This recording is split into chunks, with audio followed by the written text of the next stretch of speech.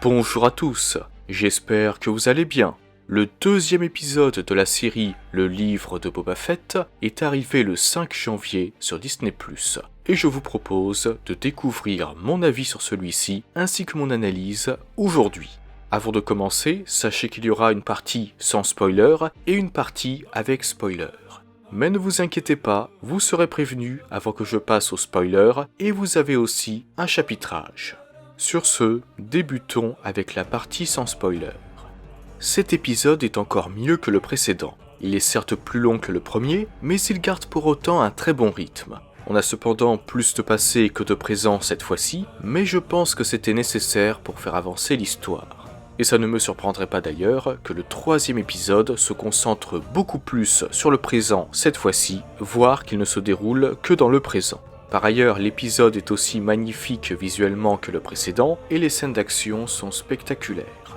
On en apprend également davantage sur la culture toscane, et je trouve que c'est une bonne idée de l'avoir explorée dans cette série. On est donc bien servi du côté du lore, et ça fait plaisir. Passons maintenant au spoiler.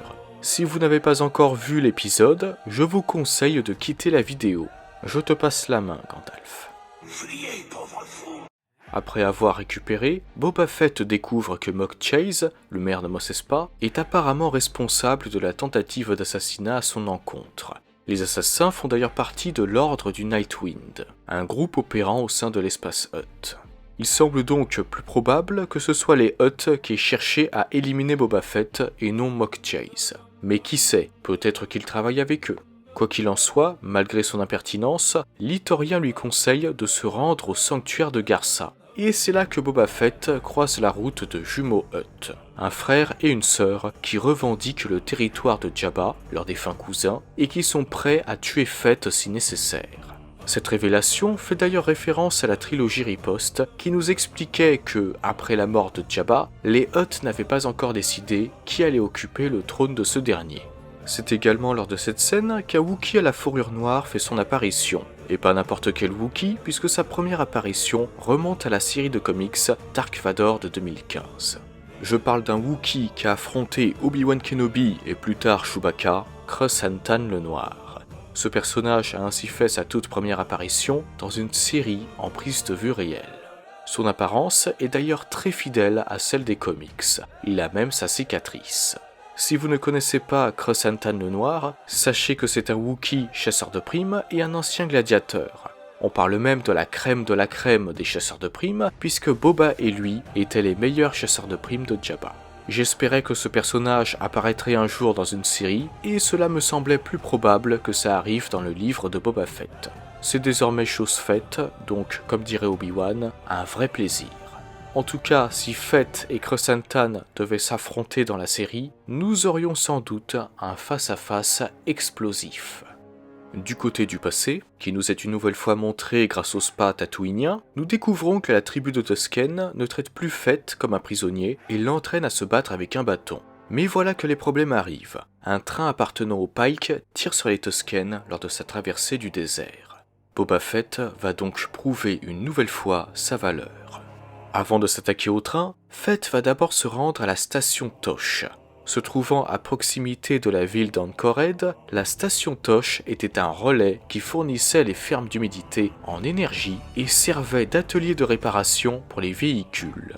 Mais ce n'est pas la première fois que nous la voyons. Elle est apparue pour la première fois dans une scène coupée de Un Nouvel Espoir. Si vous ne l'avez pas encore vue, vous pouvez d'ailleurs la retrouver sur Disney+, parmi les bonus du film.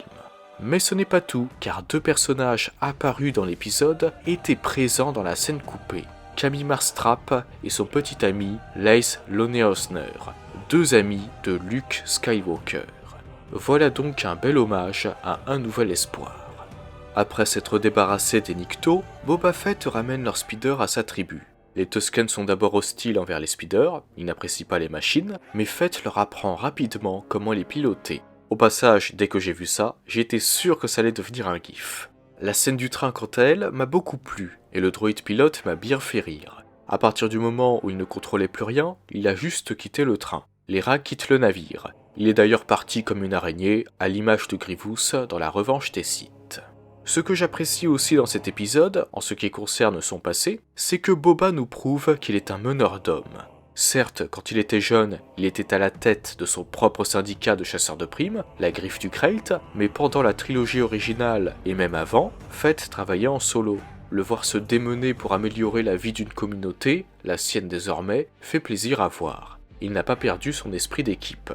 C'est un bon guide, comme l'affirme le chef de la tribu de Tusken.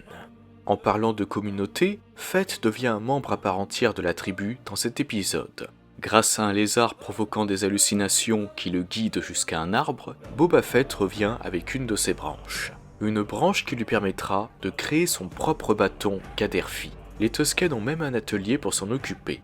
Il semble donc que chaque Tusken doive entreprendre ce voyage initiatique et revenir avec une branche qui deviendra son bâton Gaderfi personnel. Un peu comme un sabre laser pour les Jedi.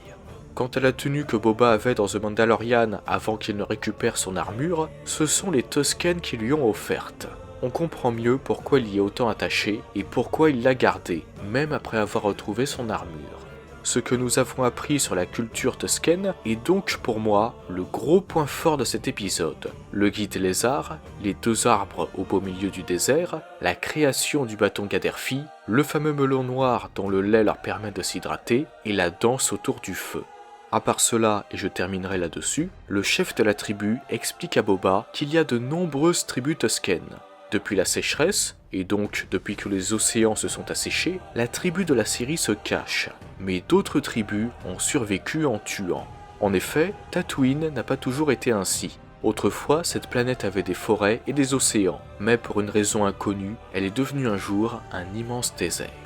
Ce que je trouve également intéressant dans ce qu'il a dit, c'est « d'autres tribus ont survécu en tuant ». Indirectement, cette phrase fait référence à la tribu de pillards Tusken de l'attaque des clones qui avait capturé et causé la mort de Shmi Skywalker, la mère d'Anakin.